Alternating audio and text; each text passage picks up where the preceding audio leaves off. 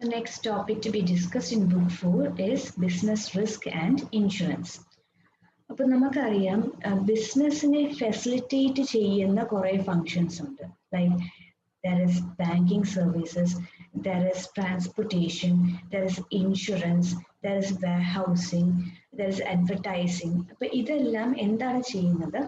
It is assisting business to operate properly അല്ലേ? അപ്പോൾ അതിനെ നമ്മൾ aids to trade എന്നാണ് പറയുന്നത്. അപ്പോൾ അതിനെയാണ് നമ്മൾ ഓരോന്നായിട്ട് ഡീറ്റെയിൽ ആയിട്ട് പഠിക്കുന്നത്. അഡ്വർടൈസിംഗ് ബുക്ക് 3 ഓൾറെഡി ഡിസ്കസ് ചെയ്ത് കഴിഞ്ഞു. സെക്കൻഡ് വൺ എന്ന് പറഞ്ഞാൽ ബാങ്കിങ് ആണ്. Third one insurance. ഇത് കഴിഞ്ഞിട്ട് will be discussing about transportation and warehousing. അത് അങ്ങനെ എയ്ഡ്സ് ടു ട്രേഡ് പലതും നമ്മൾ ഡീറ്റെയിൽ ഡിസ്കസ് ചെയ്തുകൊണ്ടിരിക്കുകയാണ്. സോ ബിസിനസ് റിസ്ക് എന്ന് പറഞ്ഞാൽ എന്താണ്? റിസ്ക് മീൻസ് അൺസർട്ടനിറ്റി അല്ലെ? എന്തോ ഒരു കാര്യം that is unforeseen that might take place and might create a loss to you. അതിനെ നമുക്ക് റിസ്ക് എന്ന് പറയാവുന്നതാണ്. അപ്പം risk is in business it is inevitable. ബിസിനസ്സിൽ നമുക്ക് റിസ്ക് മാറ്റി വെക്കാനായിട്ട് പറ്റത്തില്ല. റിസ്കിനെ നമുക്ക് എങ്ങനെ ഡിഫൈൻ ചെയ്യാം? It is the possibility of variability in returns. നമ്മളൊരു പ്രോഫിറ്റ് എക്സ്പെക്ട് ചെയ്താണ് ബിസിനസ് ഏൺ ചെയ്യുന്നത്. നമുക്കൊരു ഏകദേശം ഉദ്ദേശം കാണും ഇത്രയും പ്രോഫിറ്റ് നമ്മുടെ ബിസിനസ് ഏൺ ചെയ്യുന്നത്. നമ്മുടെ എസ്റ്റിമേറ്റഡ് പ്രോഫിറ്റിൽ നിന്നും അത് മാറി വരാനുള്ള ചാൻസസിനെയാണ് നമ്മൾ the probability of variation is known as risk എന്ന് നമ്മൾ പറയുന്നത്. So business risk may be defined as the uncertainty of occurrence of economic loss in the event of any business activity. ഏതെങ്കിലും ഒരു ബിസിനസ് ആക്ടിവിറ്റിയുടെ കേസ് വരുമ്പോഴത്തേക്കും loss എന്നുള്ള പ്രോബബിലിറ്റിയാണ് നമ്മൾ ബിസിനസ് റിസ്ക് എന്ന് പറയുന്നത്. Chance for a loss is known as risk. The reasons could be different. പല കാരണങ്ങൾ കാരണം ആയിരിക്കാം. Now, pervasiveness of risk in business ആണ് നെക്സ്റ്റ് ടോപ്പിക് ഡിസ്കസ് ചെയ്തിരിക്കുന്നത്. See, pervasiveness means prevailing in every area of business അല്ലേ? എല്ലാ ഏരിയാസിലും risk present ആണ്. അപ്പൊ അങ്ങനെ ഓരോ ഏരിയയും ഡിസ്കസ് ചെയ്യാണ്. In case of property and personal there is always the risk of loss. It could be either through natural calamities or some other source. അപ്പോൾ ഇപ്പോൾ ഒരു ബിസിനസ് നമ്മൾ റൺ ചെയ്ത് പോകുമ്പോഴത്തേക്കും ചിലപ്പോൾ ബിൽഡിങ്ങിൽ ഫയർ ഉണ്ടായിരിക്കാം, അല്ലെങ്കിൽ natural calamities such as flood or earth quake വന്നു, അതല്ലെങ്കിൽ തെഫ്റ്റ് സംഭവിച്ചു, മോഷണം, അപ്പോൾ നമ്മുടെ സാധനം പോയി. അപ്പോൾ ഇതെല്ലാം വഴിയായിട്ട് ആളുകൾക്കും അപകടം പറ്റുന്നുണ്ട്, നമ്മുടെ സാധനത്തിനും ഡാമേജ് സംഭവിക്കുന്നുണ്ട്. So that risk is always there. Second one is marketing risk. നമ്മൾ ഒരു സാധനത്തിന് മാർക്കറ്റിൽ എത്തിക്കാനായിട്ട് അതിൻ്റെ റോ മെറ്റീരിയൽസ് വാങ്ങിക്കുന്നു, നമ്മൾ അതിനെ പ്രോസസ് ചെയ്ത് ഫിനിഷ്ഡ് ഗുഡ്സ് ആക്കുന്നു, അതിനെ സെല് ചെയ്യുന്നു, സെല് ചെയ്യാൻ വേണ്ടിയിട്ട് നമ്മൾ ട്രാൻസ്പോർട്ട് ചെയ്ത് ഒരിടത്ത് കൊണ്ടുപോയി സ്റ്റോർ ചെയ്യുന്നു, എന്നിട്ടാണ് മാർക്കറ്റിലേക്ക് എത്തിക്കുന്നത്. അപ്പൊ ഈ ഓരോ പോയിന്റിലും നമ്മൾ റിസ്ക് ഫേസ് ചെയ്യുന്നുണ്ട്. നമ്മൾ മാനുഫാക്ചർ ചെയ്ത് റെഡിയാക്കി വെച്ചേക്കുമ്പോഴായിരിക്കും ചിലപ്പോൾ ഫാഷൻ മാറുന്നത്, അല്ലെങ്കിൽ ആളുകളുടെ പ്രിഫറൻസ് മാറുന്നത്, അല്ലെങ്കിൽ ടെക്നോളജിയിൽ ഒരു ചേഞ്ച് വരുന്നത്. ടെക്നോളജിയിൽ ചേഞ്ച് വന്നപ്പോൾ ഇംപ്രൂവ് ടെക്നോളജി ഇപ്പോൾ മാർക്കറ്റ്സിൽ അവൈലബിൾ ആണ്. നമ്മുടെ കോമ്പറ്റീറ്റർ ആ ടെക്നോളജി യൂസ് ചെയ്ത് ലോവർ കോസ്റ്റിൽ സാധനം മാനുഫാക്ചർ ചെയ്ത് മാർക്കറ്റിൽ എത്തിച്ചു. അപ്പോൾ നമുക്ക് ഇനിയിപ്പോൾ നമ്മുടെ പ്രോഡക്റ്റിന്റെ ഡിമാൻഡ് കുറഞ്ഞെന്നിരിക്കാം. അതുമല്ല, നമ്മളിപ്പോൾ ട്രാൻസ്പോർട്ട് ചെയ്യുന്ന വഴിക്ക് എന്തെങ്കിലും ആക്സിഡൻസ് സംഭവിച്ചെന്നിരിക്കാം. നമ്മൾ സ്റ്റോർ ചെയ്യുന്ന സ്ഥലത്ത് ഷോർട്ട് സർക്യൂട്ട് കാരണം ഫയർ വന്ന് നമ്മുടെ ഗുഡ്സ് നഷ്ടപ്പെട്ടു എന്നിരിക്കാം. അപ്പൊ അങ്ങനെ marketing related risk are there. Third, financial risk ഉണ്ട്. സപ്പോസ് നമ്മുടെ ബിസിനസ് സ്റ്റോക്ക് മാർക്കറ്റിൽ ഇൻവെസ്റ്റ് ചെയ്തു, നമ്മൾ എക്സ്പെക്ട് ചെയ്ത റിട്ടേൺസ് കിട്ടിയില്ല എന്നിരിക്കാം. അല്ലെങ്കിൽ നമ്മൾ എടുത്ത ലോൺ നമ്മൾ യൂട്ടിലൈസ് ചെയ്തപ്പോഴത്തേക്കും നമ്മൾ എക്സ്പെക്ട് ചെയ്ത റിട്ടേൺസ് നമുക്ക് കിട്ടുന്നില്ല എന്നായിരിക്കാം. അപ്പൊ നമ്മുടെ ആ ഒരു ബാഡ് പെർഫോമൻസ് കാരണം ബാങ്ക്സ് ഇനി ഫർദർ ലോൺസ് തരുന്നതിൽ നിന്നും they will go back, they will hesitate, they will അവർ തരാതിരിക്കാനായിട്ടുള്ള പോസിബിലിറ്റീസ് ഉണ്ട്. പിന്നെ പെട്ടെന്ന് ഇൻട്രസ്റ്റ് റേറ്റ്സിൽ ഫ്ലക്ച്വേഷൻസ് വന്നു. അപ്പൊ അങ്ങനെയുള്ള കാര്യങ്ങളായിട്ട് ഫിനാൻഷ്യൽ ആയിട്ട് നമ്മളെ ബാധിക്കുന്ന റിസ്ക് ആണ്. Next is production risk. നമ്മുടെ മെഷീനറി ബ്രേക്ക് ഡൗൺ ആയി, അല്ലെങ്കിൽ മെഷീനറിയിൽ എന്തോ ഒരു ഫോൾട്ട് കാരണം പ്രോഡക്ട്സ് ഫോൾട്ടി ആയിട്ടാണ് പ്രൊഡ്യൂസ് ചെയ്ത് വരുന്നത്, മിസ്റ്റേക്സ് ഡിഫക്ട്സ് വരുന്നുണ്ട് നമ്മുടെ ഫൈനൽ പ്രോഡക്റ്റിൽ, അല്ലെങ്കിൽ റോ മെറ്റീരിയൽസ് നമുക്ക് എക്സ്പെക്റ്റഡ് ക്വാളിറ്റിയിൽ കിട്ടുന്നില്ല, അല്ലെങ്കിൽ റോ മെറ്റീരിയലിന്റെ പ്രൈസ് അൺഎക്സ്പെക്റ്റഡ് ആയിട്ട് കൂടി, അങ്ങനത്തെ പല കാര്യങ്ങൾ. നമ്മുടെ പ്ലാന്റ് കപ്പാസിറ്റി നമ്മുടെ ഡിമാൻഡിനെ മീറ്റ് ചെയ്യാൻ പറ്റുന്ന രീതിയിലുള്ള അല്ല. അങ്ങനത്തെ റിസ്ക് എല്ലാം പ്രൊഡക്ഷൻ റിലേറ്റഡ് റിസ്ക് ആണ്. And there are environmental risks also. Environmental risks വരുക എന്ന് പറഞ്ഞു കഴിഞ്ഞാൽ ബിസിനസ് എൻവയറമെന്റിൽ വരുന്ന ചേഞ്ചസ് ആണ് പറയുന്നത്. അപ്പം പൊളിറ്റിക്കൽ കണ്ടീഷൻസിൽ ചേഞ്ച് വരാം, കോമ്പറ്റീറ്റേഴ്സ് പുതിയ മാർക്കറ്റിൽ എൻ്റർ ചെയ്യാം, ടെക്നോളജിക്കലി പുതിയ അഡ്വാൻസ്മെന്റ്സ് വന്നുകൊണ്ടിരിക്കാം, അല്ലാത്ത എക്കോളജിക്കൽ ഇഷ്യൂസ്, നമ്മുടെ വേസ്റ്റ് ട്രീറ്റ്മെന്റ് പ്രോപ്പർ അല്ലാത്ത കാരണം എൻവയറമെന്റിനെ നമ്മൾ പൊല്യൂട്ട് ചെയ്യുന്നു എന്ന് പറഞ്ഞ് ആളുകൾ സ്ട്രൈക്ക് ആയിട്ട് വരാം. അപ്പൊ ഇങ്ങനെയുള്ള പല റിസ്ക്കും ബിസിനസ്സിൽ ഉണ്ട്. In every aspect of business there is some sort of a risk. അപ്പോൾ നമ്മുടെ ബിസിനസ് റിസ്കിനെ തന്നെ പല ടൈപ്സ് ആയിട്ട് ക്ലാസിഫൈ ചെയ്യുന്നുണ്ട്. There is pure risk and speculative risk, there is dynamic risk and static risk, and there is objective as well as subjective risks. Pure risk എന്ന് പറഞ്ഞാൽ are those risks in which the occurrence of event causes loss only. ആ ഒരു particular event take place ചെയ്ത് കഴിഞ്ഞാൽ അതിൽ loss മാത്രമേ നമുക്ക് നേടാനുള്ളൂ. എന്നാൽ ആ ഇവന്റ് ടേക്ക് പ്ലേസ് ചെയ്തില്ലെങ്കിൽ നമുക്ക് പ്രോഫിറ്റ് കിട്ടിയെന്ന് നമുക്ക് പറയാൻ പറ്റില്ല. അങ്ങനെയുള്ള റിസ്ക് ആണ് pure risk. For example, flood വന്നു കഴിഞ്ഞാൽ നമുക്ക് ലോസ് തന്നെയാണ്. അല്ലെങ്കിൽ ഒരു ആക്സിഡന്റ് ടേക്ക് പ്ലേസ് ചെയ്ത് കഴിഞ്ഞാൽ we will be facing some sort of a financial and physical loss. ഇനി ആക്സിഡന്റ് സംഭവിച്ചില്ല എന്ന് പറഞ്ഞാൽ എനിക്ക് എക്സ്ട്രാ പ്രോഫിറ്റ്സ് ഒന്നും കിട്ടാൻ പോകുന്നില്ല, ആ വരുന്ന ലോസ് ഉണ്ടായില്ല എന്ന് മാത്രമേ ഉള്ളൂ. സോ അങ്ങനത്തെ ടൈപ്പ് ഓഫ് റിസ്കിനെ നമ്മൾ പറയുന്ന പേരാണ് പ്യുവർ റിസ്ക് എന്ന് പറയുന്നത്. Next category speculative risk. Speculative risk എന്ന് പറഞ്ഞാൽ നമ്മളൊരു റിസ്ക് എടുക്കുകയാണ്, it could either end up in loss or it could end up in profit. അപ്പോൾ ഞാൻ കുറച്ച് ഫണ്ട്സ് സ്റ്റോക്ക് മാർക്കറ്റിൽ ഇൻവെസ്റ്റ് ചെയ്യാണ്, I might have to suffer loss, but loss വന്നില്ല എന്നുണ്ടെങ്കിൽ I am going to enjoy profits. അപ്പൊ ആ ഒരു റിസ്കിന് നമ്മൾ പറയുന്ന പേരാണ് സ്പെക്കുലേറ്റീവ് റിസ്ക്. നമ്മൾ കാൽക്കുലേറ്റ് ചെയ്ത് എടുക്കുന്ന റിസ്ക് ആണ്. There is possibility of profit as well as loss. അങ്ങനത്തെ സിറ്റുവേഷൻസിനെയാണ് സ്പെക്കുലേറ്റഡ് റിസ്ക് എന്ന് പറയുന്നത്. So speculated risk involve events which may produce either gains or losses. അപ്പൊ ഇതിൽ ഇൻഷുർ ചെയ്യാൻ പറ്റുന്ന റിസ്ക് എന്ന് പറയുന്നത് പ്യുവർ റിസ്ക് ആണ്.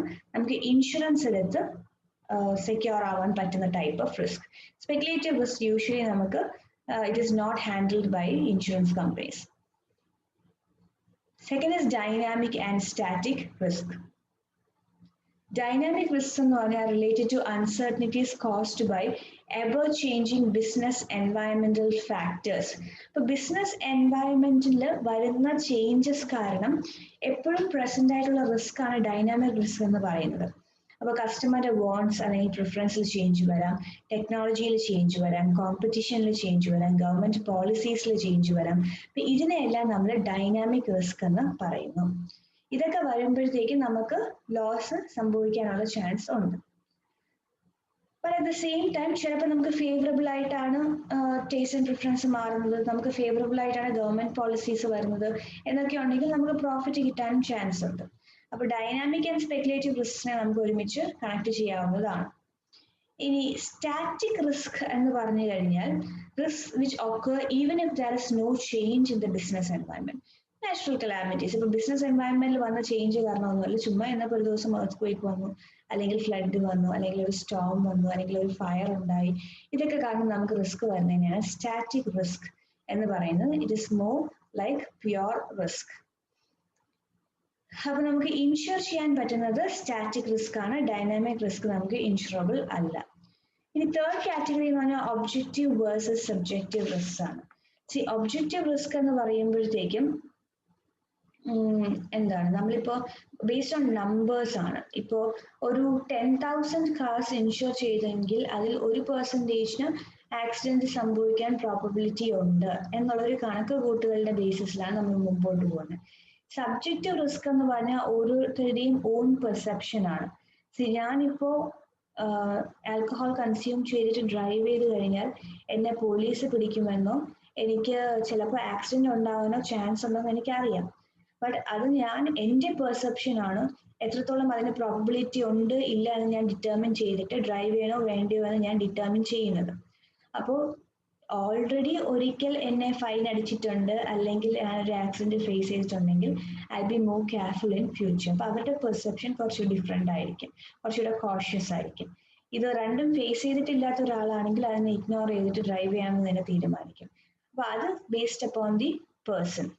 അപ്പം ആ ഒരു അപകടത്തെ പറ്റി അറിവുണ്ടെങ്കിൽ സബ്ജക്റ്റീവ് റിസ്ക് നമുക്ക് കുറച്ചും കൂടെ കുറയ്ക്കാനായിട്ട് പറ്റുന്നതായിരിക്കും. അറിവില്ലാത്ത ആളാണ് അങ്ങനത്തെ അപകടങ്ങളിൽ പോയി ചെയ്യാനുള്ള ചാൻസ് കൂടുതലായിട്ട് വരുന്നത്. അപ്പം ഒബ്ജക്റ്റീവ് റിസ്ക് എന്ന് പറഞ്ഞു കഴിഞ്ഞാൽ ബേസ്ഡ് അപ്പോൺ ഫാക്ട്സ് നമ്മൾ കാൽക്കുലേറ്റ് ചെയ്യുന്ന റിസ്ക് ആണ്. അപ്പോൾ these are different types of risks. ഇനി next one, steps in risk management. അപ്പൊ റിസ്ക് ഉണ്ട്, it is an inevitable factor of business എന്ന് നമുക്കറിയാം, അത് അവോയ്ഡ് ചെയ്യാനായിട്ട് പറ്റത്തില്ല. അപ്പോൾ what are the steps in risk management, how can I manage this risk എന്നുള്ളതാണ് next step. First one is risk identification. See, we have to understand from which all ways we are going to face risk. അല്ലെ, ഏതൊക്കെ വഴിയിലൂടെ എനിക്ക് risk വരുന്നതെന്ന് ആദ്യം ഞാൻ aware ആയിരിക്കണം. എന്നാൽ മാത്രമേ എനിക്ക് അതിന് തയ്യാറെടുത്തിരിക്കാനായിട്ട് പറ്റത്തുള്ളൂ, അല്ലെങ്കിൽ അതിനെ പ്രതിരോധിക്കാനായിട്ട് എന്തൊക്കെ ചെയ്യാമെന്ന് ഡിസൈഡ് ചെയ്യാൻ പറ്റത്തുള്ളൂ. The first step is risk identification. You have to identify what all risks are going to affect your particular business. Second is assess the intensity of financial loss. ഈ ഒരു റിസ്ക്, പല റിസ്ക്സും നമ്മുടെ മുമ്പിലുണ്ടല്ലേ. നമ്മളിപ്പോൾ പറയുന്നത് ഓക്കെ, ഷോർട്ട് സർക്യൂട്ട് കാരണം fire വരാൻ possibility ഉണ്ട്, തെഫ്റ്റിന് ഏരിയയിൽ പോസിബിലിറ്റി ഉണ്ട്, അല്ലെങ്കിൽ ടെക്നോളജിയിൽ ചേഞ്ച് വരാനായിട്ട് പോസിബിലിറ്റി ഉണ്ട്. അപ്പൊ ഇങ്ങനെ പല റിസ്ക്കും നമ്മൾ ഐഡന്റിഫൈ ചെയ്ത് കഴിഞ്ഞു. ഇനി ഓരോ ടൈപ്പ് ഓഫ് റിസ്ക്കും ഒക്കർ ചെയ്യാനുള്ള പ്രോബബിലിറ്റി എത്രയാണ്, എത്ര ചാൻസ് ഉണ്ട് ഈ ലോസ് നമ്മുടെ ബിസിനസ്സിൽ വരാനായിട്ട് എന്ന് നമ്മൾ കാൽക്കുലേറ്റ് ചെയ്യും. ഇനി in case I face this risk, how much is going to be my financial loss എന്ന് നമ്മൾ കാൽക്കുലേറ്റ് ചെയ്ത് വെക്കും. ഫയർ വന്നു കഴിഞ്ഞാൽ അറ്റ് ദിസ് മൊമെന്റ് എൻ്റെ ബിസിനസ്സിൽ എന്തുമാത്രം സ്റ്റോക്ക് ഉണ്ട്, എന്തുമാത്രം ലോസ് ആണ് ഞാൻ സഫർ ചെയ്യാനായിട്ട് പോകുന്നത്. So I already calculated. അപ്പൊ ആ റിസ്കിന്റെ ഇന്റൻസിറ്റി നമ്മൾ മെഷർ ചെയ്യുവാണ്. So the measurement of your risk is the second step. Third one is to consider various tools of risk management. അപ്പം ഇതൊക്കെയാണ് എനിക്ക് ഏറ്റവും ത്രെറ്റനിങ് ആയിട്ട് നിൽക്കുന്ന റിസ്ക് എന്നറിയാം. ഈ ഒരു റിസ്ക് വന്നു കഴിഞ്ഞാൽ എന്തുമാത്രം ലോസ് ഫേസ് ചെയ്യും എന്നറിയാം. അപ്പൊ ആ ലോസ് നമുക്ക് എങ്ങനെ മാനേജ് ചെയ്യാം, ആ റിസ്ക് എങ്ങനെ നമുക്ക് മാനേജ് ചെയ്ത് റിഡ്യൂസ് ചെയ്യാം. അപ്പൊ അതിനുള്ള പല ടൂൾസ് ഉണ്ട്. ആ ടൂൾസ് ആണ് ഇവിടെ പറഞ്ഞിരിക്കുന്നത്. First one is risk assumption or retention. See, being aware of the risk itself is good enough. അല്ലെ, ഇങ്ങനെ ഒരു റിസ്ക് വരാൻ ചാൻസ് ഉണ്ട് എന്ന് എൻ്റെ മനസ്സിൽ എനിക്ക് അറിയാമെങ്കിൽ in some way I am mentally prepared. ആ റിസ്ക് പെട്ടെന്ന് വന്നു കഴിഞ്ഞാലും I have already thought of solutions to counter that risk. എന്തൊക്കെ ആയിരിക്കാം നമുക്ക് എടുക്കാവുന്ന സൊല്യൂഷൻസ് എന്ന് already have thought about it. But ഞാൻ അറിയാത്ത ഒരു റിസ്ക്, അല്ലെങ്കിൽ ഞാൻ പ്രതീക്ഷിക്കാത്ത അൺഎക്സ്പെക്റ്റഡ് ആയിട്ടൊരു റിസ്ക് വരുമ്പോഴത്തേക്കും it's going to affect your business more. The first tool is risk assumption or retention. You have to be really aware about the presence of that risk. Second one is loss prevention. So you have identified that there is a possibility of fire in your line of business. അപ്പൊ നമ്മൾ എന്ത് ചെയ്യണം, അത് prevent ചെയ്യാൻ നമുക്ക് എന്തൊക്കെ ചെയ്യാൻ പറ്റുമോ അത് നമ്മൾ ചെയ്യും. അതായത് ഇപ്പൊ നമ്മൾ പ്രോപ്പർ വയറിംഗ് ഒക്കെ കൊടുക്കും. ഇൻ കേസ് വന്നു കഴിഞ്ഞാൽ നമ്മൾ അതിന് വേണ്ടിയായിട്ട് ഫയർ അണയ്ക്കാൻ വേണ്ടിയായിട്ട് അതിൻ്റെതായ ഡിവൈസസ് എല്ലാം ഫിറ്റ് ചെയ്യും. ഫയർ പ്രൂഫ് ആക്കും നമ്മുടെ ബിൽഡിങ്ങിനെ. അപ്പൊ നമുക്ക് ചെയ്യാൻ പറ്റുന്ന രീതിയിലെല്ലാം we are going to take measures to protect our business from that particular risk. അതാണ് രണ്ടാമത്തെ ലോസ് പ്രിവെൻഷൻ എന്ന് പറയുന്ന step. Third one, avoidance. And I'm going to totally avoid that risk. See, I am a businessman. I'm facing the risk of bad debts. Bad debts എന്ന് പറഞ്ഞാൽ എന്താണ്, നമ്മൾ സാധനം ക്രെഡിറ്റിന് വിറ്റു എന്ന് പറഞ്ഞാൽ ഓക്കെ നിങ്ങൾ സാധനം എടുത്തോളൂ, നെക്സ്റ്റ് മന്ത് പേ ചെയ്താൽ മതി എന്ന് പറഞ്ഞ് കൊടുത്തു വിടുന്നതാണ്. നെക്സ്റ്റ് മന്ത് ആകുമ്പോഴത്തേക്കും നമുക്ക് പേയ്മെന്റ് കിട്ടുന്നില്ല, ആ നമ്മൾ കൊടുത്ത വ്യക്തി അവിടെ നിന്നും മാറിക്കളഞ്ഞു, നമുക്ക് അയാളെ ട്രേസ് ചെയ്യാനോ അയാളുടെ കയ്യിൽ നിന്ന് പൈസ വാങ്ങിച്ചെടുക്കാനോ ഒന്നും പറ്റാത്തൊരവസ്ഥയാണ്. അപ്പൊ അങ്ങനത്തെ ബാഡ് ഡെബ്സ് എന്നൊരു റിസ്ക് ഉണ്ടെന്നുണ്ടെങ്കിൽ ബിസിനസ് ഒരു ഡിസിഷൻ എടുക്കാം, ഓക്കെ എനിക്കെല്ലാം ക്യാഷ് സെറ്റിൽമെന്റ്സ് തന്നെ വേണം, ഞാൻ പ്രോഡക്റ്റ് കൊടുത്തു കഴിഞ്ഞാൽ immediate cash settlement, I will not be offering any sort of credit sale facility to my customers എന്ന് ഡിസൈഡ് ചെയ്ത് കഴിഞ്ഞാൽ he is avoiding the risk of bad debts. അപ്പൊ അങ്ങനെ വേണമെങ്കിൽ കംപ്ലീറ്റ്ലി അവോയ്ഡ് ചെയ്യാം. ഇല്ലെങ്കിൽ ട്രാൻസ്ഫർ ചെയ്യാം. ട്രാൻസ്ഫർ എങ്ങനെയാ ചെയ്യുന്നത്, you are transferring the risk to a third party and the third party is the insurance company. അപ്പൊ നമ്മളൊരു പ്രീമിയം പേ ചെയ്യുന്നത് കാരണം ഇൻഷുറൻസ് കമ്പനി എന്ത് ചെയ്യും, ഓക്കെ നിങ്ങളുടെ റിസ്ക് ഞാൻ ബെയർ ചെയ്തോളാം, in case you suffer your some sort of a loss with regard to this particular risk I will compensate you എന്ന് പറഞ്ഞ് വരും. അപ്പൊ അങ്ങനെ നമുക്ക് ട്രാൻസ്ഫർ ചെയ്യാനായിട്ട് ഡിസൈഡ് ചെയ്യാം. അല്ലെങ്കിൽ സെപ്പറേഷൻ. നമുക്കറിയാം നമ്മുടെ ഗുഡ്സ് എല്ലാം കൂടെ ഒരുമിച്ച് ഒരു വെയർ ഹൗസിൽ സ്റ്റോർ ചെയ്യുകയാണെങ്കിൽ ഫയർ വന്നാൽ മൊത്തം നഷ്ടമായി പോകും. അല്ലെങ്കിൽ നമ്മുടെ കയ്യിലുള്ള ഫണ്ട്സ് മൊത്തം നമ്മളൊരു പെർട്ടിക്കുലർ ലൈൻ ഓഫ് ബിസിനസ്സിൽ മാത്രം ഇൻവെസ്റ്റ് ചെയ്യുകയാണെങ്കിൽ മൊത്തത്തിൽ നഷ്ടമായി പോകും. So it's best to diversify അല്ലേ. Instead of keeping all the eggs in one basket we are going to put it in different baskets. അപ്പം ഒന്ന് ഫെയിൽ ആയാലും ബാക്കിയെല്ലാം അങ്ങനെ സേഫ് ആയിട്ട് നിൽക്കും. അപ്പോൾ നമ്മൾ എന്ത് ചെയ്യും, സാധനങ്ങൾ സ്റ്റോർ ചെയ്യാൻ പല പ്ലേസസിൽ സ്റ്റോർ ചെയ്യും.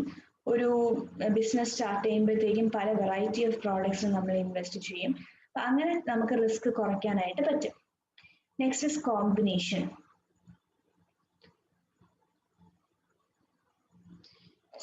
നമ്മൾ എന്ത് ചെയ്യാണ്, ഒരൊറ്റ പെർട്ടിക്കുലർ ലൈൻ ഓഫ് ബിസിനസ്സിൽ ഫോക്കസ് ചെയ്യാതെ we are going to invest in more products.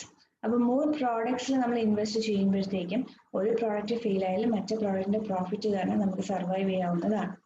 അപ്പൊ ഇങ്ങനെ നമ്മൾ പല ടൂൾസും നോക്കിയ ശേഷം ഏതൊക്കെയാണോ, ഒരു ടൂള് മാത്രം പോലെ റിസ്ക് കൺട്രോൾ ചെയ്യാൻ പല ടൂൾസും നമ്മൾ യൂസ് ചെയ്യും. We might opt for avoidance, we might also opt for taking an insurance and then take necessary steps to prevent the loss. അപ്പൊ ഇങ്ങനെ നമ്മൾ ടൂൾസ് എല്ലാം സെറ്റ് ചെയ്ത് കഴിയുമ്പോൾ we have to implement the decision. ആ decision നമുക്ക് implement ചെയ്യേണ്ടതായിട്ടുണ്ട്. അതാണ് next step in risk management.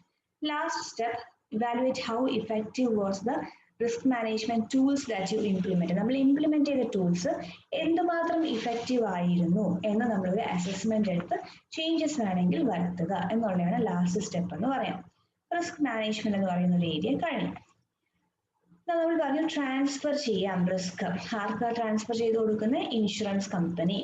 So let's discuss about insurance, which is the next main topic in this chapter. Insurance is a device by which a loss likely to be caused by uncertain event is spread over a large number of persons who are exposed to it and who voluntarily join to insure themselves against such an event. നമുക്ക് ഇപ്പോഴത്തെ situation തന്നെ എടുക്കാം. ഇപ്പൊ നമുക്കൊരു പാൻഡമിക്കിന്റെ ടൈമാണ്, Covid എല്ലാവർക്കും വന്നുകൊണ്ടിരിക്കുകയാണ്. Insurance company എന്ത് ചെയ്തു? അതിനും ഒരു കവറേജ് കൊടുക്കുന്നുണ്ട് അല്ലെ. അപ്പൊ എന്തുകൊണ്ടാണ് നമ്മൾ ഓടിപ്പോയി ഇൻഷുറൻസ് എടുക്കാൻ കാരണം? ഇൻ കേസ് എനിക്ക് ആ ഒരു വൈറസ് വന്നു കഴിഞ്ഞാൽ medical expenses is going to be huge. അപ്പൊ എനിക്ക് അത് ഒറ്റയ്ക്ക് ബെയർ ചെയ്യാൻ ചിലപ്പോൾ പറ്റിയില്ല എന്ന് വരും. അപ്പൊ I am willing to part with a small amount so that I can be assured that I will be compensated when I am faced with that particular risk. അപ്പോൾ ഇപ്പോൾ ഒരാൾ മാത്രം ഫേസ് ചെയ്യുന്ന റിസ്ക് അല്ല, ഒരു ഹോൾ കമ്മ്യൂണിറ്റിയുടെ മാത്രമല്ല, all of the world എല്ലാവരും ഫേസ് ചെയ്യുന്ന റിസ്ക് ആണ്. അപ്പം എല്ലാവരും ഫേസ് ചെയ്യുന്ന റിസ്ക് ആകുമ്പോഴത്തേക്കും ഇതിൽ കൂട്ടത്തിൽ കുറച്ചു പേർക്ക് വരും, കുറച്ചു പേർക്ക് വന്നില്ല എന്നിരിക്കും. ബട്ട് പ്രോബബിലിറ്റി ഉണ്ട് വരാം എന്നുള്ളത്. അതുകൊണ്ട് നമ്മൾ എന്ത് ചെയ്യുന്നു, നമ്മൾ ഫ്രീക്വന്റ് ആയിട്ട് ഒരു പ്രീമിയം എന്ന് പറഞ്ഞൊരു ചെറിയ എമൗണ്ട് കൊടുത്തിടുന്നു. ഇൻ കേസ് നമുക്ക് വന്നാൽ എല്ലാവരും കൂടെ കോൺട്രിബ്യൂട്ട് ചെയ്ത് കൂട്ടി വെച്ചിരിക്കുന്ന ഈ എമൗണ്ടിൽ നിന്നും ഒരു ഷെയർ എനിക്ക് എടുക്കാവുന്നതാണ് to cover my loss. In case എനിക്ക് വന്നില്ല എന്നുണ്ടെങ്കിൽ എനിക്ക് ഈ പ്രീമിയം എമൗണ്ട് നഷ്ടമായെന്നേ ഉള്ളൂ, but I am willing to bear that loss. അതാണ് ഇൻഷുറൻസ് എന്ന് പറയുന്നത്. ഇനി ഇൻഷുറൻസ് എന്ന് പറയുന്നതിൽ different terms which we need to be familiar with. Insured എന്ന് പറയുന്നത് is the person who takes the insurance. The insurer is the person who gives the insurance or the insurance company. Policy എന്ന് പറഞ്ഞു കഴിഞ്ഞാൽ the agreement or contract between the insurer and the insured. അവരുടെ എഗ്രിമെന്റിനെ നമ്മളാണെങ്കിൽ ആ കോൺട്രാക്ടിനെ പറയുന്ന പേരാണ് policy. Premium എന്ന് പറഞ്ഞു കഴിഞ്ഞാൽ that is the amount paid by the insured to the insurer for undertaking the risk. ആ റിസ്ക് എടുത്ത് നമുക്ക് കോമ്പൻസേറ്റ് ചെയ്തോളാം എന്ന വാക്ക് തരുന്നതിന് പകരമായിട്ട് ഇൻഷുറൻസ് കമ്പനിക്ക് ഇൻഷുർഡ് പേ ചെയ്യുന്ന റെഗുലർ പേയ്മെന്റിനെ പറയുന്ന പേരാണ് പ്രീമിയം. ഇനി ഒരു ഇൻഷുറൻസ് കോൺട്രാക്ട്, അതിന് മുമ്പായിട്ട് insurable and non insurable risk ഉണ്ട്. ചില റിസ്ക് നമുക്ക് ഇൻഷുർ ചെയ്യാനായിട്ട് പറ്റത്തില്ല. ഇപ്പം ഡിമാൻഡ് സപ്ലൈ ചേഞ്ചസ് വരുന്നത്, അല്ലെങ്കിൽ കസ്റ്റമർ ടേസ്റ്റ് ആൻഡ് പ്രിഫറൻസസിൽ ചേഞ്ചസ് വരുന്നത്, ടെക്നോളജിക്കൽ ചേഞ്ചസ് വരുന്നത്, ഇതൊന്നും നമുക്ക് ഇൻഷുർ ചെയ്യാൻ പറ്റുന്ന റിസ്ക് അല്ല. ബട്ട് ഇൻഷുർ ചെയ്യാൻ പറ്റുന്ന റിസ്ക് കുറച്ച് ഉണ്ട്. Risk should be accidental or random in nature എന്നാണ് ഒരു ഫസ്റ്റ് പറയുന്നത്. അതായത് നമുക്കിപ്പോ I want to insure against the probability of getting cancer അല്ലേ. അപ്പൊ എനിക്ക് ക്യാൻസർ വരാൻ ചാൻസ് ഉള്ളതുകൊണ്ട് I want to take insurance for protection. But അങ്ങനെ എടുക്കുമ്പോഴത്തേക്കും ഓൾറെഡി ക്യാൻസർ വന്ന ഒരാൾക്ക് ആ ഇൻഷുറൻസ് എടുക്കാനായിട്ട് പറ്റത്തില്ല. അതിന് സാധ്യതയുണ്ട് എന്നല്ലെങ്കിൽ റാൻഡമായിട്ട് വരാൻ പോസിബിലിറ്റി ഉണ്ട് എന്ന് കണ്ടാൽ മാത്രമേ നമുക്ക് എടുക്കാനായിട്ട് പറ്റത്തുള്ളൂ. രണ്ടാമത്തെ മെഷറബിൾ ആയിരിക്കണം. ഇപ്പം എന്തുമാത്രം ലോസ് സഫർ ചെയ്തു ഇൻ മോണിറ്ററി ടേംസ് നമുക്ക് മെഷർ ചെയ്യാൻ പറ്റിയാൽ മാത്രമേ നമുക്ക് പ്രീമിയം ഡിസൈഡ് ചെയ്യാനായിട്ട് പറ്റത്തുള്ളൂ. ഇനി കുറെ ആൾക്കാർ ആ സെയിം റിസ്ക് ഫേസ് ചെയ്താൽ മാത്രമേ ഒരു ഇൻഷുറൻസ് കവറേജ് കൊടുക്കത്തുള്ളൂ. 1-2 പേര് ഫേസ് ചെയ്യുന്ന ഒരു റിസ്കിന് വേണ്ടിയിട്ട് ഇൻഷുറൻസ് കവറേജ് കൊടുക്കുന്നതല്ല. ഇനി ഈ റിസ്ക് ഫേസ് ചെയ്യുന്നവർ ഒരു ലൊക്കേഷനിൽ തന്നെ ഇരിക്കുന്നവരായിരിക്കും, പല ലൊക്കേഷനിൽ സ്പ്രെഡ് ഔട്ട് ചെയ്തിട്ടുള്ളവരായിരിക്കണം. ഫോർ എക്സാമ്പിൾ ഇപ്പോൾ ഫയർ ഇൻഷുറൻസ് ആണ് എടുക്കുന്നത്, എല്ലാവരും ഒരേ ഒരു പെർട്ടിക്കുലർ ഏരിയയിലുള്ളവരാണെങ്കിൽ ആ ഫയർ സ്പ്രെഡ് ചെയ്ത് അത്രയും വീടുകൾ നശിച്ചു പോകുന്ന പ്രോബിലിറ്റി കൂടുതലാണ്. അപ്പോൾ ഇൻഷുറൻസ് കമ്പനിക്ക് അത്രയും ലോസ് ഒറ്റയടിക്ക് കോമ്പൻസേറ്റ് ചെയ്യാൻ ചിലപ്പോൾ പറ്റിയില്ലെന്ന് വരാം. പലയിടത്തുള്ളവരാണെന്നുണ്ടെങ്കിൽ ഇതിൽ ഏതെങ്കിലും 1-2 പേർ മാത്രമേ ഈ റിസ്ക് ഫേസ് ചെയ്യത്തുള്ളൂ. അപ്പൊ അങ്ങനത്തെ കാര്യങ്ങളൊക്കെയാണ് അതിലുള്ളത്. ഇനി ഇൻഷുറൻസ് കോൺട്രാക്ടിന്റെ അകത്ത് പ്രധാനമായിട്ട് 3 കാര്യങ്ങളാണ് ഉള്ളത്. That is a proposal, that are cover notes and that is a policy. Proposal എന്ന് പറഞ്ഞാൽ ഇൻഷുറൻസ് എടുക്കുന്ന ആള് ഇൻഷുറൻസ് കമ്പനിക്ക് കൊടുക്കുന്നതാണ് proposal. That he wishes to take insurance ഇന്ന ഒരു പെർട്ടിക്കുലർ റീസണിന് വേണ്ടിയിട്ടാണ് എന്ന് ഇൻ റൈറ്റിംഗ് അല്ലെങ്കിൽ വാക്കാലെ പറഞ്ഞ് അവർ എൻ്റർ ചെയ്യുന്നതാണ്. ഈ പ്രപ്പോസൽ ഫോമിലുള്ള ഡീറ്റെയിൽസ് എല്ലാം ക്ലിയർ ആയിട്ട് നമ്മൾ ഫിൽ ചെയ്തില്ലാന്നുണ്ടെങ്കിൽ insurance company has got the right to reject our proposal. Second one cover note ആണ്. കവർ നോട്ട്സ് എന്ന് പറഞ്ഞാൽ I have applied for insurance, but അത് ഇൻഷുറൻസ് കമ്പനി അപ്രൂവ് ചെയ്ത് വരാൻ കുറച്ച് ടൈം ലിമിറ്റ് എടുക്കും. പക്ഷെ എനിക്ക് വെയിറ്റ് ചെയ്യാൻ ടൈമില്ല, I want to get immediate cover, എനിക്ക് ഇപ്പൊ തൊട്ട് തന്നെ ആ ഇൻഷുറൻസിന്റെ കവർ കിട്ടി തുടങ്ങണം എന്നുണ്ടെങ്കിൽ ആ ടെമ്പററി പ്രൊട്ടക്ഷൻ കൊടുക്കാനായിട്ട് ഇൻഷുറർ ഇഷ്യൂ ചെയ്യുന്നതാണ് കവർ നോട്ട് എന്ന് പറയുന്നത്. അപ്പൊ ആ കവർ നോട്ട് കയ്യിലുണ്ടെങ്കിൽ ആ കിട്ടുന്ന നിമിഷം തൊട്ട് തന്നെ ആ റിസ്കിന് അഗേൻസ്റ്റ് നമുക്ക് കവർ കിട്ടുന്നതായിരിക്കും. പോളിസി ഇഷ്യൂ ചെയ്യുന്നതിന് മുമ്പ് കൊടുക്കുന്ന സാധനമാണ് cover note. Third one is the policy. It contains all the terms of the contract. ഈ നമുക്ക് പ്രപ്പോസൽ കിട്ടി 1 മന്തിനുള്ളിൽ തന്നെ അല്ലെങ്കിൽ പ്രീമിയം അടച്ച് 1 മന്തിനുള്ളിൽ തന്നെ പോളിസി ലെറ്റർ ഇൻഷുറർ ഇഷ്യൂ ചെയ്യുന്നതായിരിക്കും. ഇനി നമ്മൾ സാധാരണ പറയുന്നത് ഇൻഷുറൻസ് എല്ലാ വർഷവും റിന്യൂവബിൾ ആണ്, അപ്പോൾ റിന്യൂവബിൾ പ്രീമിയം അടയ്ക്കണം, റിന്യൂ ചെയ്തില്ല എന്നുണ്ടെങ്കിൽ അത് ലാപ്സ് ആയി പോകുമെന്ന് പറയും. അപ്പോൾ ഇൻഷുറൻസ് കമ്പനി സാധാരണ എന്ത് ചെയ്യും, ഒരു റിമൈൻഡർ ലെറ്റർ അയക്കും. ഇനി റിമൈൻഡർ ലെറ്റർ അയച്ചിട്ട് ആ ഡ്യൂ ഡേറ്റ് കഴിഞ്ഞാലും ചില കേസസിൽ അവർ 15 or 30 ഡേയ്സിന്റെ ഗ്രേസ് പീരീഡ് തരും റിന്യൂവൽ ചെയ്യാനായിട്ട്, അല്ലെങ്കിൽ ലാപ്സ് ആവും. ചില കേസസിൽ ഇത് അവർ ഗ്രേസ് പീരീഡ് അലൗ ചെയ്യുന്നതല്ല. ഇനി components of an insurance contract. ഇപ്പോൾ ഇൻഷുറൻസ് കോൺട്രാക്റ്റിൽ എന്തൊക്കെ കാര്യങ്ങളാണ് ഉള്ളത്? First one is declaration. Declaration എന്ന് പറയുമ്പോഴത്തേക്കും it is a first part of the insurance contract. അതിൽ ഇൻഷുർഡിന്റെ ഡീറ്റെയിൽസ്, അയാളുടെ പ്രോപ്പർട്ടി, എന്താണ് കവറേജ്, എത്ര രൂപയുടെ കവറേജ് ആണ്, ടേംസ് ഓഫ് കോൺട്രാക്ട് എങ്ങനെയാണ്, ഇൻഷുറൻസ് എമൗണ്ട് എത്രയാണ്, പ്രീമിയം എത്രയാണ്, ഇങ്ങനെയുള്ള ഡീറ്റെയിൽസ് എല്ലാം ഇൻക്ലൂഡ് ചെയ്യുന്നതാണ് ഡിക്ലറേഷൻ എന്ന് പറയുന്നത്. Next is a insuring agreement. അതൊരു ഫോർമൽ സ്റ്റേറ്റ്മെന്റ് ആണ് from the insurer promising to do certain things in return for the premium paid. നിങ്ങൾ പ്രീമിയം തരുന്നതിന് ഞാൻ എന്തൊക്കെ സർവീസ് അങ്ങോട്ട് തരുന്നു എന്ന് ഇൻഷുറൻസ് കമ്പനി ക്ലിയർ ആയിട്ട് സ്പെസിഫൈ ചെയ്യുന്നതിനെയാണ് ഇൻഷുറിംഗ് എഗ്രിമെന്റ് എന്ന് പറയുന്നത്. ഇനി എന്തെങ്കിലും ലിമിറ്റേഷൻസ് ഉണ്ട് നമുക്ക് എമൗണ്ട് തരുന്നതിൽ, അങ്ങനെ എന്തെങ്കിലുമൊക്കെ ഉണ്ടെങ്കിൽ ആദ്യമേ നമ്മൾ ഈ ഇതിൽ തന്നെ മെൻഷൻ ചെയ്തിട്ടുണ്ടാവുന്നതായിരിക്കും. Next is exclusions and limitations. അതായത് നമ്മൾ പറയുവാണ് നിങ്ങൾക്ക് ഞാൻ ഇൻഷുറൻസ് തരാം, ബട്ട് ചില ഏരിയാസ് വിൽ ബി എക്സ്ക്ലൂഡഡ്, അല്ലെങ്കിൽ ചില കാര്യങ്ങൾ നമുക്ക് ലിമിറ്റേഷൻസ് ഉണ്ട്, അതിന് ഇൻഷുറൻസ് കവറേജ് കിട്ടില്ല എന്നൊക്കെ ഉള്ള പറയാനുള്ള സെക്ഷനാണ് അത്. Next is the conditions. Conditions is with regard to the duties of the insured. ഇൻഷുർഡിന് റൈറ്റ്സ് ഉള്ള പോലെ തന്നെ ഡ്യൂട്ടീസ് ഉണ്ട്. അയാൾ എന്തൊക്കെയാണ് ചെയ്യേണ്ടതെന്ന് അതിൻ്റെ അത് സ്പെസിഫൈ ചെയ്തിട്ടുണ്ട്. ബൈൻഡേഴ്സ് എന്ന് പറഞ്ഞാൽ ഇൻഷുറർ ഇഷ്യൂ ചെയ്യുന്നതാണ് ചില സമയങ്ങളിൽ. It's A temporary insurance contract. അപ്പം പോളിസി ഇഷ്യൂ ചെയ്ത് കിട്ടുന്നവരെയും ബൈൻഡേഴ്സ് ചിലപ്പോൾ ഇഷ്യൂ ചെയ്യും. അപ്പോൾ ഇൻ കേസ് നമ്മൾ പോളിസി ഇഷ്യൂ ചെയ്യുന്നതിന് മുമ്പ് ലോസ് സംഭവിച്ചാൽ ബൈൻഡർ തന്നെയാണ് സഫീഷ്യന്റ് ഡോക്യുമെന്റ് ആയിട്ട് വർക്ക് ചെയ്യുന്നത്. ഇനി ലീഗൽ ആസ്പെക്ട്സ് ഓഫ് ഇൻഷുറൻസ് എന്നാണ് ഹെഡിങ് കൊടുത്തെങ്കിൽ these are the principles of insurance. Principles എന്തൊക്കെയാണ്? First one, utmost good faith. Both the parties to the contract should truthfully reveal all the material facts. അപ്പം important ആയിട്ടുള്ള facts ഒളിച്ചു വെച്ച് insurance എടുക്കുകയാണ്, insurance കമ്പനിയെ പറ്റിച്ചെടുക്കുകയാണെന്നുണ്ടെങ്കിൽ insurance company is not liable to compensate his loss. സത്യമായിട്ടുള്ള കാര്യങ്ങൾ സത്യമായിട്ട് തന്നെ പറഞ്ഞിരിക്കണം. അപ്പോൾ ഒരു സാധനം നമ്മൾ ഇൻഷുർ ചെയ്യാനായിട്ട് വരുമ്പോഴത്തേക്കും അതിനെപ്പറ്റി കംപ്ലീറ്റ് ഡീറ്റെയിൽസ് അറിയുന്നത് അതിന്റെ ഇൻഷുറൻസ് എടുക്കുന്ന ആൾക്കാണ്, ഇൻഷുർഡ് ആയിട്ടുള്ള ആൾക്കാണ്.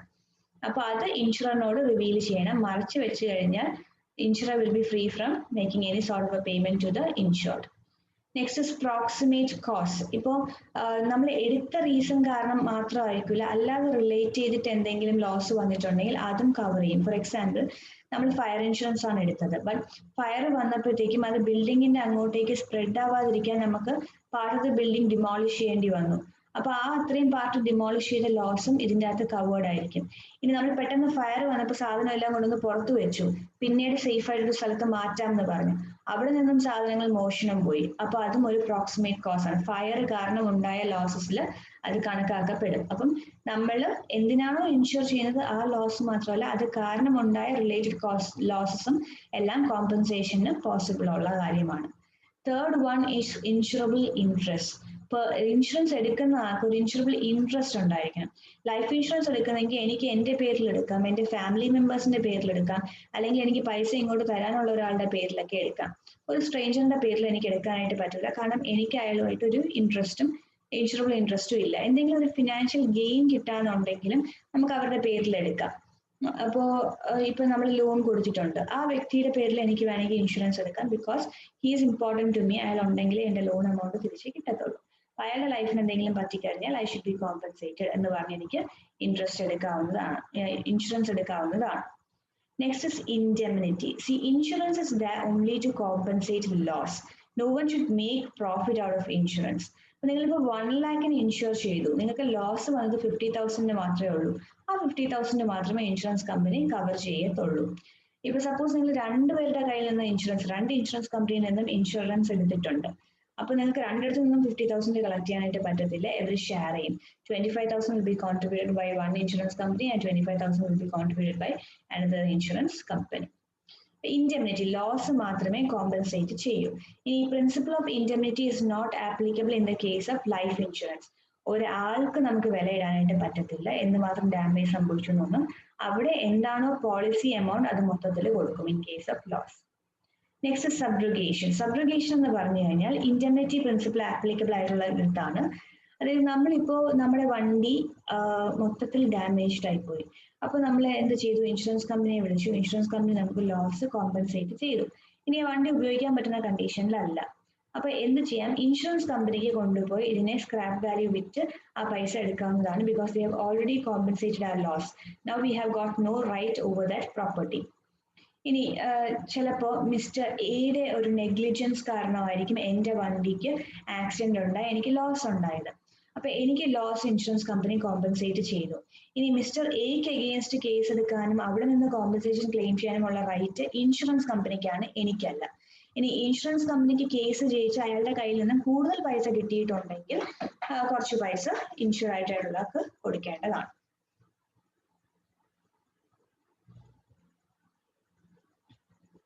Next is principle of mitigation of loss.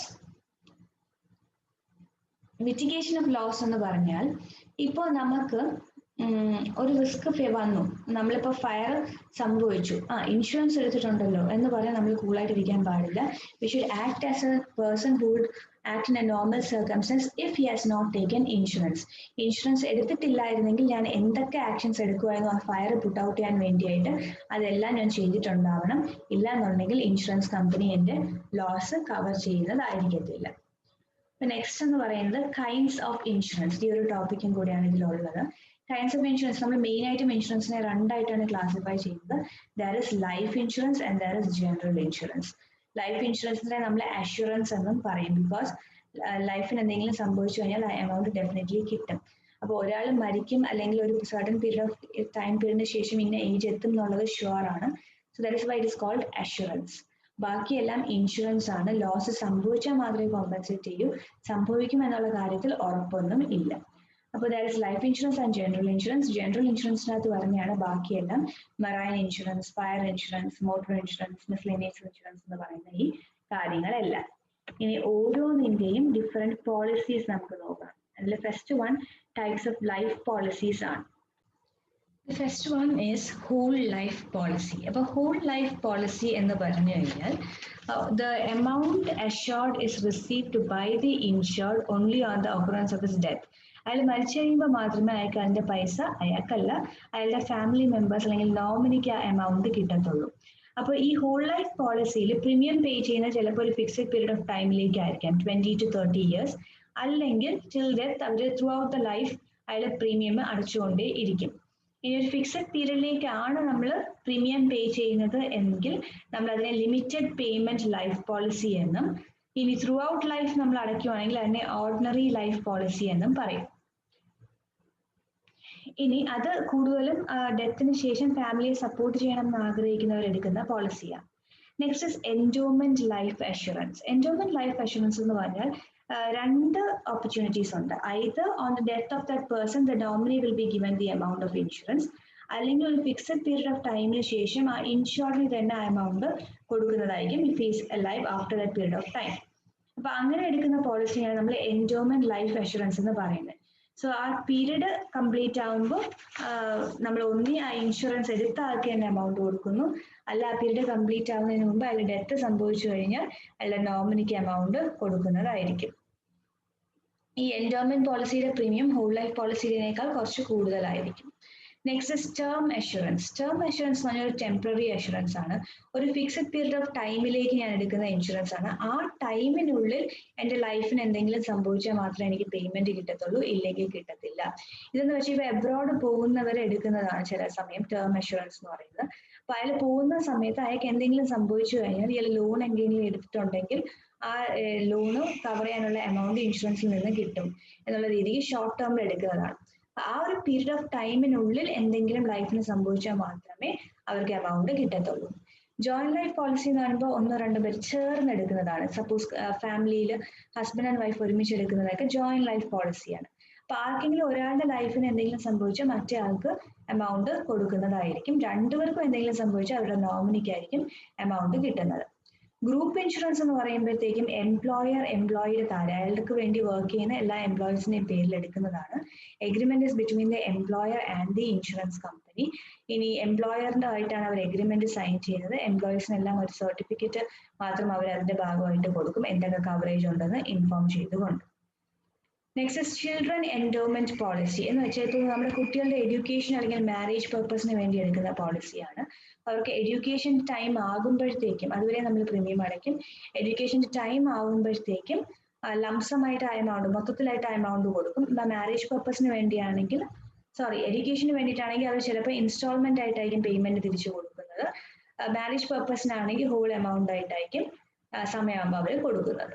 Next is annuity policy. അവരെന്ന് പറയുന്ന ഇൻഷുറൻസ് കമ്പനിയാണ്. ആനുവിറ്റി പോളിസീസ് എന്ന് പറഞ്ഞാൽ ഇപ്പോൾ റിട്ടയർമെന്റിന് ശേഷം റെഗുലർ ആയിട്ട് ഒരു ഇൻകം കിട്ടണമെന്ന് ആഗ്രഹിക്കുന്നവർ ജോലി ചെയ്യുന്ന സമയത്ത് തന്നെ ഇൻഷുറൻസ് എടുത്ത് പ്രീമിയം റെഗുലർ ആയിട്ട് അടച്ചുകൊണ്ടിരിക്കും. റിട്ടയർ ചെയ്ത് കഴിയുമ്പോഴത്തേക്കും മന്ത്ലി അല്ലെങ്കിൽ quarterly or half yearly or annually however you like it അവർ നമുക്ക് ഒരു സർട്ടൻ എമൗണ്ട് ഇൻഷുറൻസ് കമ്പനി തന്നുകൊണ്ടിരിക്കും. With profit without profit policies എന്ന് പറഞ്ഞു കഴിഞ്ഞാൽ വിത്ത് പ്രോഫിറ്റിനാണ് കൂടുതൽ നമ്മൾ പ്രീമിയം അടയ്ക്കേണ്ടത്. എന്ന് വെച്ചാൽ നമുക്ക് കിട്ടാനുള്ള പേയ്മെന്റിന് പുറമെ ഇൻഷുറൻസ് കമ്പനിയുടെ പ്രോഫിറ്റിന്റെ ഒരു ഷെയർ ഇവിടെ നമുക്ക് ബോണസ് ആയിട്ട് തരുന്നതിനെയാണ് വിത്ത് പ്രോഫിറ്റ് എന്ന് പറയുന്നത്. ഈ വിത്തൗട്ട് പ്രോഫിറ്റ് എന്ന് പറഞ്ഞാൽ നമുക്ക് പറഞ്ഞിട്ടുള്ള എമൗണ്ട് മാത്രമേ തരൂ. We cannot go and share in their profits.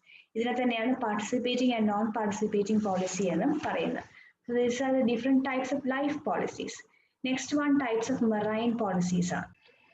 Voyage policies എന്ന് പറഞ്ഞു കഴിഞ്ഞാൽ ഒരു സ്പെസിഫിക് വോയേജിന് നമ്മൾ എടുക്കുന്ന ഇൻഷുറൻസ് കവറേജ് ആണ്. ഫ്രം ബോംബെ ടു ആംസ്റ്റർഡാം എന്നാണ് നമ്മൾ ആ ഒരു വോയേജ് പോളിസി എടുത്തിരിക്കുന്നതെങ്കിൽ ആ ഒരു പെർട്ടിക്കുലർ വോയേജിൽ മാത്രമേ അവർക്ക് ഇൻഷുറൻസ് കവറേജ് കിട്ടത്തുള്ളൂ. Once that voyage is completed ആ ഇൻഷുറൻസ് അവിടെ എൻഡ് ചെയ്യുന്നു. ടൈം പോളിസി എന്ന് പറഞ്ഞു കഴിഞ്ഞാൽ we are taking the insurance for a particular period of time. ഒരു വർഷത്തേക്ക് നമ്മൾ എന്തൊക്കെ ട്രിപ്പ് എങ്ങോട്ടൊക്കെ പോയാലും നമുക്ക് ആ ഇൻഷുറൻസ് കവറേജ് കിട്ടും. ഇപ്പോൾ വോയേജ് പോളിസിയിലാണെങ്കിൽ നമ്മൾ പറഞ്ഞിരിക്കുന്ന റൂട്ടിൽ നിന്നും ഡീവിയേറ്റ് ചെയ്തിട്ടുണ്ടെങ്കിൽ ഇൻഷുറൻസ് കവറേജ് കിട്ടില്ല. ഡീവിയേറ്റ് ചെയ്യുക in case they deviated to protect their goods from some sort of peril in the sea. അപ്പം എന്തെങ്കിലും ഒരു സ്റ്റോം വന്നത് കൊണ്ടോ സീയുടെ കണ്ടീഷൻ മോശമായത് കൊണ്ടോ ആണ് ഡീവിയേറ്റ് ചെയ്ത് പോയതെങ്കിൽ ഓക്കെ, അല്ലാതെ ഡീവിയേറ്റ് ചെയ്ത് കഴിഞ്ഞാൽ ഇൻഷുറൻസ് കവറേജ് കിട്ടത്തില്ല. ടൈം പോളിസി എന്ന് പറയുമ്പോൾ ഒരു പെർട്ടിക്കുലർ ടൈമിൽ നമ്മൾ എങ്ങോട്ടൊക്കെ വോയേജ് പോയിട്ടുണ്ടോ അതിനെല്ലാം ഇൻഷുറൻസ് കവറേജ് കിട്ടും. മിക്സഡ് പോളിസി എന്ന് പറഞ്ഞാൽ ഈ പറഞ്ഞ രണ്ടെണ്ണത്തിന്റെയും ഒരു കോമ്പിനേഷൻ ആണ്. ഒരു പെർട്ടിക്കുലർ പീരീഡ് ഓഫ് ടൈമിൽ ഒരു സ്പെസിഫൈഡ് ജേർണി എത്ര പ്രാവശ്യം എടുത്താലും അതിനെ കവർ ചെയ്യും. ഇപ്പം ബോംബെ ടു ആംസ്റ്റർഡാം തന്നെയാണ് പോകുന്നതെങ്കിലും ഒരു വർഷത്തിനുള്ളിൽ എത്ര പ്രാവശ്യം അങ്ങോട്ടേക്ക് പോയി വന്നാലും അതെല്ലാം ഇൻഷുറൻസ് കവറേജ് കിട്ടുന്ന ജേർണി ആയിരിക്കും. Next is valued and unvalued policy. Valued policy എന്ന് പറഞ്ഞാൽ ആദ്യമേ തന്നെ നമ്മൾ അതിന്റെ വാല്യൂ ഫിക്സ് ചെയ്തിട്ടുണ്ട്. In case of a loss ഇത്ര എമൗണ്ട് ആയിരിക്കും ഇൻഷുറൻസ് കമ്പനി പേ ചെയ്യുന്നത്. അൺവാല്യൂഡ് പോളിസി എന്ന് പറഞ്ഞു കഴിഞ്ഞാൽ വാല്യൂ ഒന്നും ഫിക്സ് ചെയ്തിട്ടില്ല. ലോസ് ഇൻകർ ചെയ്ത് കഴിയുമ്പോൾ അവരത് കാൽക്കുലേറ്റ് ചെയ്തിട്ട് എത്ര എമൗണ്ട് ആണെന്ന് ഡിസൈഡ് ചെയ്യും. ഫ്ലോട്ടിംഗ് പോളിസീസ് എന്ന് പറഞ്ഞു കഴിഞ്ഞാൽ ഇപ്പോൾ കൂടുതൽ വോയേജസ് ഒക്കെ ഉള്ള ആൾ, കൂടുതൽ ഷിപ്പ് ഉള്ളവർ എല്ലാത്തിനും കൂടി ചേർത്ത് ഒരു പോളിസി എടുക്കുന്നതാണ്. ആ ഒരു ടൈം പീരീഡ് കഴിയുമ്പോഴത്തേക്കും ഇത്രയും എമൗണ്ടിന്റെ പോളിസീസ് ആണ്, വോയേജസ് ആണ് പോയിട്ടുള്ളതെന്ന് പറയും. പ്രീമിയവും നോക്കും, അതനുസരിച്ചായിരിക്കും സെറ്റിൽമെന്റ് ചെയ്യുന്നത്. ഇനി ഫയർ ആണ്. ഫയർ ഇൻഷുറൻസ് നമുക്കറിയാം, ഇപ്പോ ഇൻഷുറൻസ് എടുത്ത ആളായിട്ട് തന്നെ പേർപ്പസ്ഫുള്ളി ക്രിയേറ്റ് ചെയ്ത ഫയർ ആണെങ്കിൽ അതിന് അവർ കോമ്പൻസേഷൻ കൊടുക്കത്തില്ല. ബട്ട് അതല്ലാത്ത കാരണങ്ങളാൽ എന്തെങ്കിലും ഫയർ കാരണം ലോസ് വന്നു കഴിഞ്ഞാൽ it will be covered under fire insurance policy. അതിൽ സ്പെസിഫിക് പോളിസി ആണ് first one. Specific policy under fire insurance പോളിസിയിൽ പറയുന്നത് ഒരു എമൗണ്ട് സ്പെസിഫൈ ചെയ്തിട്ടുണ്ട്. ആ എമൗണ്ട് ആയിരിക്കും നമ്മൾ in case of loss compensate ചെയ്യുന്നത്. ആക്ച്വൽ വാല്യൂയേക്കാൾ കുറവായിട്ടുള്ളൊരു വാല്യൂ ആയിരിക്കും അവർ ഫിക്സ് ചെയ്ത് വെച്ചിട്ടുണ്ടാവുന്നത്. രണ്ടാമത്തത് വാല്യൂഡ് പോളിസിയാണ്. ഇവിടെ നമ്മൾ ഓൾറെഡി ഒരു പ്രീ ഡിറ്റർമിൻഡ് വാല്യൂ സെറ്റ് ആണ്. ഈ ഒരു വാല്യൂ അവർക്ക് ലോസ് വരുന്ന സമയത്ത് കൊടുക്കും, irrespective of the actual amount of damage. അവിടെ ഇൻഡെമിനിറ്റി അല്ല, നമ്മൾ ഡിസൈഡ് ചെയ്ത എമൗണ്ട് തന്നെയായിരിക്കും ലോസ് വരുന്ന സമയത്ത് കൊടുക്കുന്നത്. ഫ്ലോട്ടിംഗ് പോളിസി എന്ന് പറയുന്നത് ഇപ്പോൾ നമുക്ക് സ്റ്റോക്ക് വെയർ ഹൗസിൽ എത്ര ഉണ്ടെന്നൊന്നും നമുക്ക് പറയാൻ പറ്റില്ല. ചിലപ്പോൾ സെയിലായി പോകും, ചിലപ്പോൾ അവിടെ തന്നെ ഇരിക്കും. അപ്പം at the time of occurrence of fire എന്തുമാത്രം സ്റ്റോക്ക് അവിടെ ഉണ്ടായിരുന്നു, ഇൻവെന്ററി ഉണ്ടായിരുന്നു, അതിന്റെ ബേസിസിലായിരിക്കും ഡാമേജ് കോമ്പൻസേറ്റ് ചെയ്യുന്നത്. അപ്പൊ ആദ്യമേ അവർ വാല്യൂ പറയത്തില്ല. റീപ്ലേസ്മെന്റ് പോളിസി എന്ന് പറഞ്ഞാൽ അവർ പറയുന്നത് ഫയർ കാരണം ഉണ്ടായ ഡാമേജസിൽ നഷ്ടമായ സാധനം ഇൻഷുറൻസ് കമ്പനി റീപ്ലേസ് ചെയ്ത് തന്നാൽ മതി, എമൗണ്ട് ആയിട്ടൊന്നും കോമ്പൻസേറ്റ് ചെയ്യണ്ട. ലോസ് ഓഫ് പ്രോഫിറ്റ് പോളിസി എന്ന് പറഞ്ഞാൽ ഫയർ കാരണം അവർക്ക് തിരിച്ച് പ്രൊഡക്ഷൻ കമൻസ് ചെയ്യാൻ കുറച്ച് ടൈം പീരീഡ് എടുക്കും. ആ ഒരു ടൈം പീരീഡിൽ മൊത്തം അവർക്ക് സെയിൽസ് നടക്കുന്നില്ല, അവർക്ക് ലോസ് ഇൻകർ ചെയ്തു. അതും കൂടെ ഫയർ ഇൻഷുറൻസിൽ കവർ ചെയ്ത് വരും. കോംപ്രിഹെൻസീവ് പോളിസി എന്ന് പറയുമ്പോൾ ഈ ഫയർ മാത്രമല്ല, lightning, riot, earth, flood, storm, അങ്ങനത്തെ പല റിസ്ക്കും കൂടെ കവർ ചെയ്ത് വരുന്ന ഫയർ പോളിസിയാണ് കോംപ്രിഹെൻസീവ് പോളിസി എന്ന് പറയുന്നത്. നെക്സ്റ്റ് നമുക്ക് മിസ്ലേനിയസ് ഇൻഷുറൻസ് ഉണ്ട്. എഞ്ചിനീയറിംഗ് ഇൻഷുറൻസ് എന്ന് പറയുമ്പോഴത്തേക്കും അവർ പറയുന്നത് ഇപ്പോൾ ഈ boiler, electrical plant, cranes, lifting gear, industrial equipments ഇതെല്ലാം റെഗുലറായിട്ട് ഇൻസ്പെക്ട് ചെയ്യാനായിട്ടും അത് ഇൻസ്പെക്ട് ചെയ്യുന്ന സമയത്ത് എന്തെങ്കിലും റീപ്ലേസ്മെന്റ്സും റിപ്പയർസും ഉണ്ടാകാനായിട്ടും എന്തെങ്കിലും ഇഞ്ചുറി ടു പേഴ്സൺ ആ സമയത്ത് ഉണ്ടാകുന്നെങ്കിൽ അത് കവർ ചെയ്യാനും വേണ്ടിയൊക്കെ എടുക്കുന്ന ഇൻഷുറൻസ് ആണ് എഞ്ചിനീയറിംഗ് ഇൻഷുറൻസ് എന്ന് പറയുന്നത്. ഏവിയേഷൻ എന്ന് പറയുമ്പോഴത്തേക്കും എയർക്രാഫ്റ്റ്സിന്റെ damages, accident to passengers, third party risk, ഇത് cargo security, protection when it is being transported to another place, ഇതിനെല്ലാം കവർ ചെയ്യുന്നതാണ് aviation insurance. Householders policy എന്ന് പറഞ്ഞാൽ ഒരു വീട് ഉടമസ്ഥതയിലുള്ള ആൾക്ക് കൊടുക്കുന്നതാണ്. അപ്പൊ അതിൻ്റെ അകത്ത് പല ഏരിയാസും കവർ ചെയ്തിരിക്കും. House breaking, theft, accident to domestic servants, liability to third parties, glass breakage, അങ്ങനെ ഇങ്ങനെ വരുന്ന എല്ലാ റിസ്കിനും പ്രൊട്ടക്ഷൻ കൊടുക്കുന്നതാണ് householders policy. Fidelity guarantee insurance എന്ന് പറഞ്ഞു കഴിഞ്ഞാൽ ഇപ്പൊ കാഷ്വറായിട്ടൊക്കെ വർക്ക് ചെയ്യുന്നവരാണ്, മണി ഹാൻഡിൽ ചെയ്യുന്നവരാണ്, അവരെന്ത് ചെയ്യുന്നു, ആ സ്ഥാപനത്തിന്റെ പൈസ എല്ലാം ഓടിച്ചുകൊണ്ട് പോയി കഴിഞ്ഞാൽ സ്ഥാപനത്തിന് ലോസ് സംഭവിക്കുന്നു. അവരുടെ ഡിസോണസ്റ്റി ഓഫ് ദി എംപ്ലോയീസ് കാരണം സഫർ ചെയ്യുന്ന ലോസിനെ കവർ ചെയ്യുന്നതാണ് ഫിഡലിറ്റി ഗ്യാരണ്ടി ഇൻഷുറൻസ് എന്ന് പറയുന്നത്. പിന്നെ ബർഗ്ലറി, തെഫ്റ്റ്, റോബറി ഇതെല്ലാം കവർ ചെയ്യുന്ന ഇൻഷുറൻസ് ആണ് ലാസ്റ്റ് കാറ്റഗറിയിൽ മെൻഷൻ ചെയ്തിരിക്കുന്നത്. ബർഗ്ലറി എന്ന് പറഞ്ഞാൽ നമ്മൾ മോഷ്ടിക്കണം എന്ന ഇന്റൻഷനോടുകൂടി ഒരു വീടിൻ്റെ അകത്ത് കയറുന്നതാണ്. തെഫ്റ്റ് എന്ന് പറയുമ്പോഴത്തേക്കും ചിലപ്പോൾ നമ്മളൊരു സാധനം അടിച്ചുകൊണ്ട് പോകും, പക്ഷെ ഓണർ അറിയത്ത് പോലുമില്ല. റോബറി എന്ന് പറയുമ്പോഴത്തേക്കും നമ്മൾ ആയുധം കാണിച്ച് ഭീഷണിപ്പെടുത്തി എടുക്കുന്നതാണ്. അപ്പൊ അങ്ങനെ ഫോഴ്സ്ഫുള്ളി ഒരാളുടെ സാധനം എടുത്തിട്ട് പോയി അങ്ങനത്തെ ലോസ് സഫർ ചെയ്യുന്നെങ്കിൽ കവർ ചെയ്യാനുള്ള ഇൻഷുറൻസ് ആണ് ബർഗ്ലറി, തെഫ്റ്റ് ആൻഡ് റോബറി എന്ന് പറയുന്നത്. അപ്പൊ ഇത്രയാണ് ഈ ഒരു യൂണിറ്റിന്റെ അകത്ത് വരുന്ന മെയിൻ ആയിട്ടുള്ള ടോപ്പിക്സ് എന്ന് പറയുന്നത്. നെക്സ്റ്റ് ഒരു ടോപ്പിക്കും കൂടെ ഉള്ളൂ ബുക്ക് 4 കവർ ചെയ്യാനായിട്ട്, അത് നമുക്ക് അടുത്ത ക്ലാസ്സിൽ ഡിസ്കസ് ചെയ്യാം. Transport and warehousing.